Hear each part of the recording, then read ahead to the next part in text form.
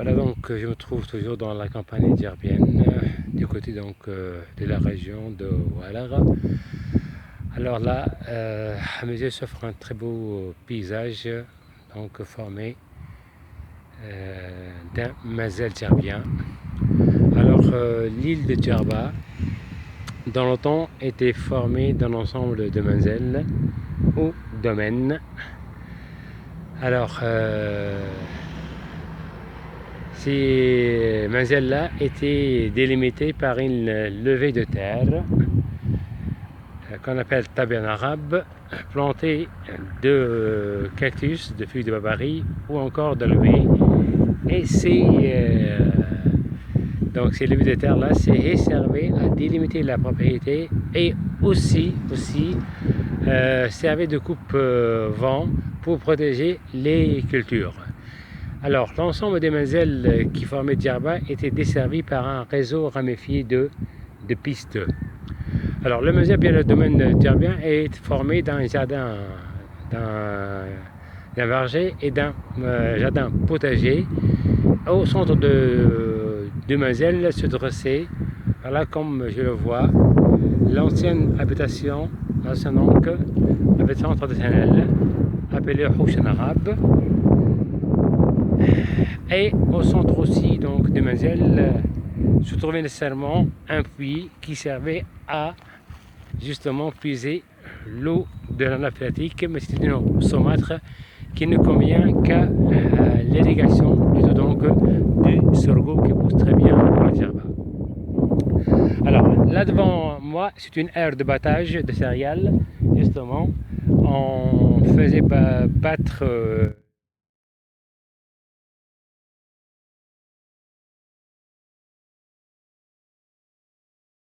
le puits, donc on le voit là, derrière les palmiers, et l'ancienne habitation traditionnelle. Alors cette maison donc était conçue, une maison conçue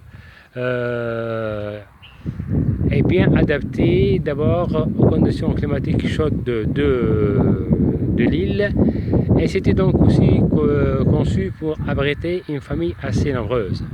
Donc le plan n'est pas le fruit du hasard, mais bien au contraire, tout était bien étudié. Conformément donc aux besoins climatiques, et elle convenait aussi à un certain mode de vie patriarcale. Elle répondait justement aux exigences de ce même mode de vie patriarcal. Alors sur les 4 coins de la bâtisse là, donc on voit cette tourelle là qui constitue les chambres de l'été. Donc un grand portail en bleu donnait accès à un vestibule qui servait à préserver l'intimité de la maison. Le vestibule lui-même donne sur la cour intérieure de la maison, une cour intérieure au centre de laquelle il y a nécessairement une citerne qui sert à recueillir l'eau de pluie qui tombe pendant la saison pluvieuse, qui est stockée pour pouvoir la consommer pendant le reste de l'année. L'ancienne habitation traditionnelle, elle est annuellement blanchie avec de la chaux vive. Cette même chaux vive, elle permet tout d'abord de consolider donc le mur de la maison, et aussi elle servait d'un bon désinfectant pour l'eau stockée dans la citerne, parce que quand il pleut, l'eau draine, donc l'eau qui passe par les conduites draine avec elle de la chaux qui descend dans la citerne, et qui permet donc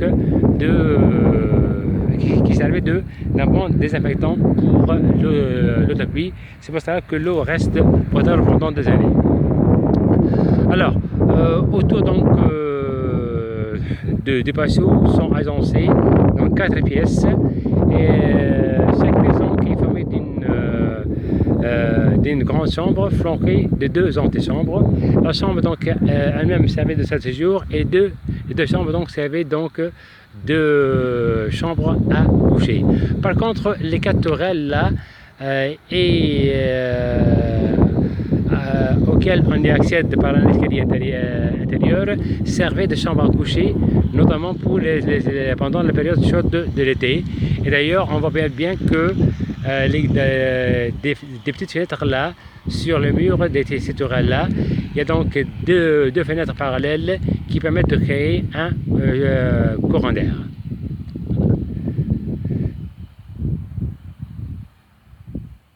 Alors, je reviens donc au patio. Le patio donc était le centre de la vie quotidienne de la famille. On y dormait donc l'été aussi à la Belle Étoile. On mangeait aussi l'été à la Belle Étoile dans le patio de la maison. Pas mal de cérémonies de fêtes de mariage étaient célébrées dans la cour ou bien dans la patio de la maison. De même, les femmes vaquaient à leurs tâches ménagères dans le patio donc de la maison, loin du regard des curieux, car généralement donc les murs de la maison sont aveugles, on n'a pas donc de fenêtres. Par contre, les fenêtres donc se trouvent à l'intérieur et elles s'ouvrent sur le patio. De même, donc, les fêtes de circoncision étaient aussi célébrées dans la cour, dans le patio de la maison. Malheureusement, donc, ce type d'habitat est en cours, donc en passe de disparition, parce que depuis quelques années, on a tendance plutôt à construire des villas style moderne et à abandonner ce type d'habitat qui est vraiment authentique et qui est vraiment unique en son genre dans le sud tunisien. Et d'ailleurs, il constitue un patrimoine djerbien et national. Heureusement qu'il y a quelques années, il commence à y avoir un regain d'intérêt pour ce genre de construction et les jeunes djerbiens commencent à construire doucement dans ce même style d'habitat traditionnel, mais avec plus de confort à l'intérieur, notamment tout ce qui est donc équipement sanitaire. Voilà donc en gros pour ce qui est donc du modèle djerbien. Là donc devant moi donc c'est le bassin de puits là, justement parce que l'eau est achevée dans des rigoles, puis donc versée dans un bassin, puis à partir du bassin donc il y avait donc des conduites qui servaient des rigoles là qui servaient à irriguer les différents périmètres irrigués de la maison. Voilà un exemple typique donc d'un modèle djerbien. Au revoir et au prochain reportage.